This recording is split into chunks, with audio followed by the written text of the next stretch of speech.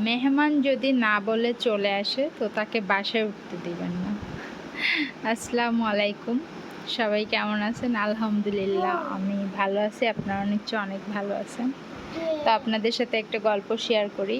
এটা হচ্ছে আমি ডিম ভুনা করতেছি। আজকে মেহমান আসতেছে বাসায়, তো না বলে চলে আসছে, বাসার কাছাকাছি এসে ফোন দিছে যে আমি আসতেছি। তো যাই হোক, আমরা যা রান্না করছি ওইটাই আছে, ওইটাই থাকবে, আর বাড়তি হিসাবে আমি ডিম ভুনাটা করে নিলাম। এই তো আমরা মাছ ভুনা করতেছিলাম আর শালগম আলু দিয়ে মুরগির মাংস রান্না করতেছিলাম। এদিকে রান্নার ফাঁকে ফাঁকে মা ছেলে একটু টিকটক করতেছি। আমরা সবসময় এটাই করি, কাজের ফাঁকে ফাঁকে নিজেদের আনন্দ খুঁজে নেই আর কি। তো এদিকে মাছ ভুনা শুরু করে দিছি, মাছ ভাজতেছি এখন।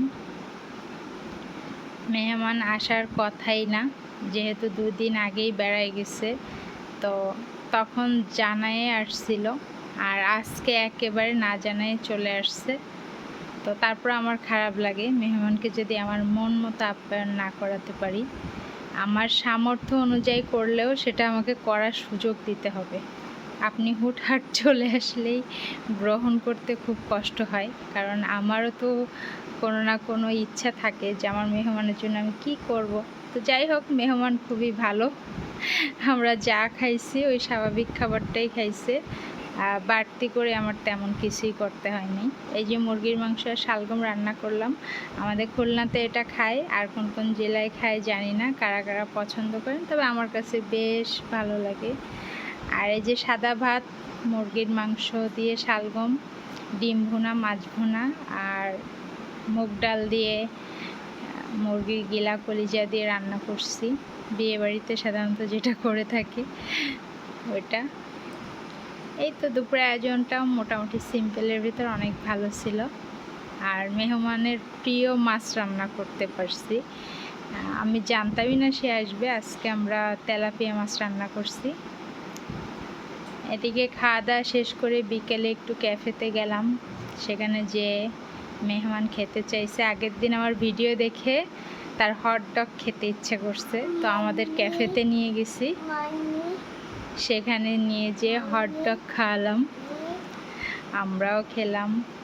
তারপর সেখান থেকেই মেহমান বিদায় করে দিছি। মেহমান আর বাসায় আসে নাই, যেহেতু সে একটা কাজের উদ্দেশ্যে আসছিল। আসলে দোষটা তারও না, সে বেড়াতে আসে নাই, সে একটা কাজের উদ্দেশ্যে এসে আমাদের বাসায় দুপুরে খাওয়া দাওয়াটা করছে আমাদের সাথে। মেহমান বিদায় দিয়ে সন্ধ্যা পার হয়ে গেছে, এদিকে আমরা একটু লাইটিং দেখতে আসছি। আজকে কুয়েটের ভিতর হলের ফিক্সড ছিল, ফিক্স থাকলে ওই দিন হলের অনেক লাইটিং হয়, হলে অনেক সুন্দর সুন্দর লাইটিং হয় এবং লাইটিংয়ের প্রতিযোগিতা হয়। যতগুলো হল আছে সবগুলোই 1 দিন 2 দিন পরপর ফিক্সড হয় এবং লাইটিংয়ের প্রতিযোগিতা হয়। আজকের লাইটিংটা আমার অনেক ভালো লাগছে, অনেকগুলো কালার দিয়ে করা হয়েছে এবং বিশাল এরিয়া নিয়ে করা হয়েছে। এই তো পুচকুদের নিয়ে ঘোরাফেরা করতেছি, মেহমান তো চলে গেল।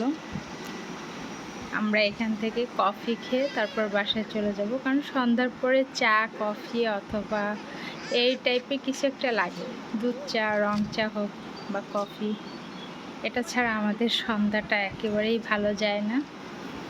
মনে হয় আমাদের পৃথিবীতে কী যেন অসম্পূর্ণ থেকে গেল। তো সবাই ভালো থাকেন, সুস্থ থাকেন, আল্লাহ হাফেজ।